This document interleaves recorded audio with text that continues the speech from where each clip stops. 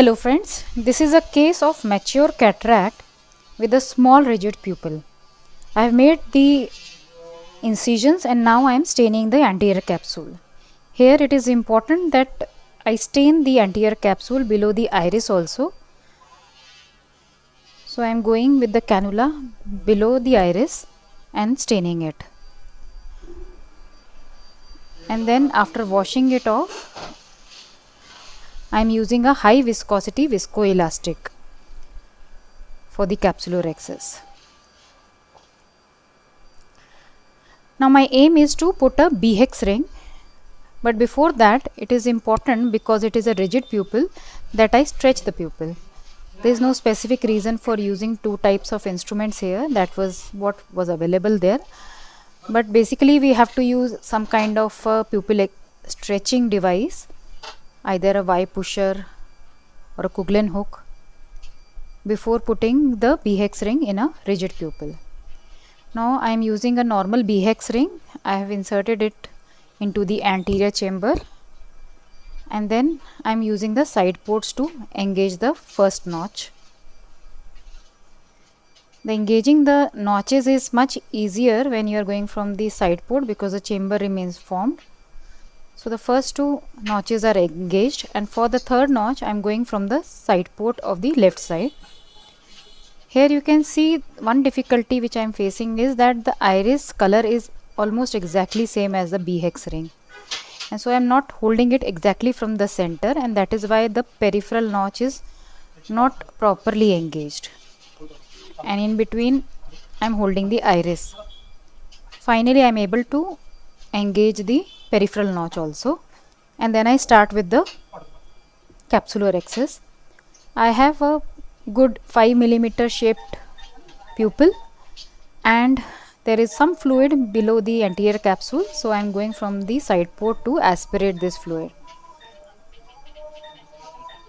It is a thick fluid, and after putting again the viscoelastic, I am using the main port with the Utrata's forceps. My aim is to make a 5 mm excess at least,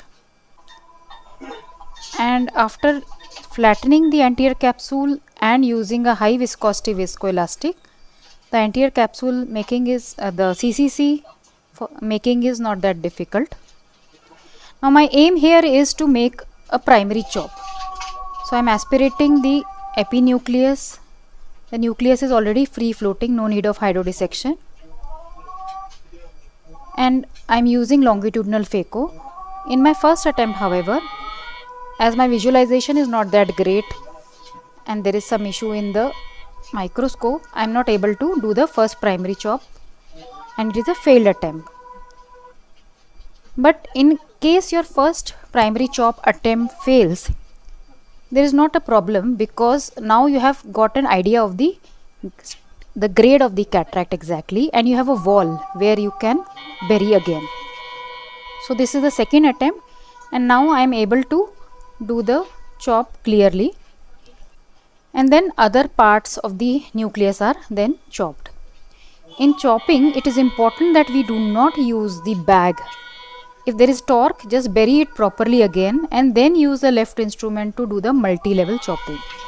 Only the central 3 mm should be used for chopping.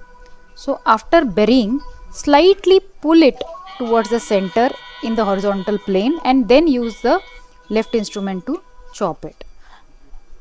Especially in these cases, do not use bag to support. Now for the quadrant removal, if you have two attached pieces, sometimes it is useful that you bury into the right piece so that you can separate the two pieces, and then you can do easily the quadrant removal. Once the pieces are separate, quadrant removal is easy. And for the last pieces, I feel using a retroemulsion mode and removing the left instrument Sinski, it is beneficial for maintaining the chamber and increasing the followability. I am using a toric lens and hydroimplantation here. In my earlier attempts of hydroimplantation with B-hex in place, I had a problem of the haptic dragging the B-hex ring.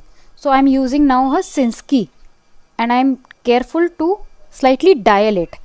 Here is the only attempt case where I use a Sinski to dial a foldable lens, because I can control and kind of tuck the haptic onto the lens if I want to keep the B-hex ring while implanting the lens.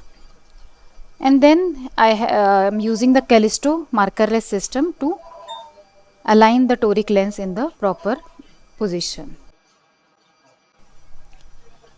And now I am trying to remove the B-hex ring under irrigation. And I am trying to show the difficulty that I faced in this case to disengage the B-hex from the iris. The B-hex is almost completely matching to the iris, and especially below this irrigation probe, the B-hex visualization is very tricky.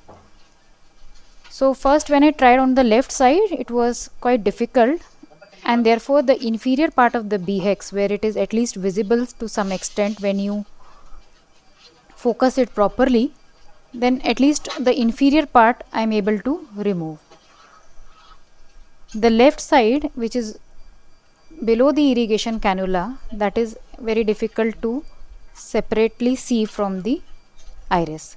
So therefore I am now using the inferior part only to disengage it fully. And then it has been my experience that it is better to remove it from the side port, otherwise the iris also comes out from the main port in irrigation. And then the case is completed. So friends, I would like to know your thoughts and opinions and any questions about this case. Let me know in the comments, and for more such videos, please subscribe to the channel. Thank you.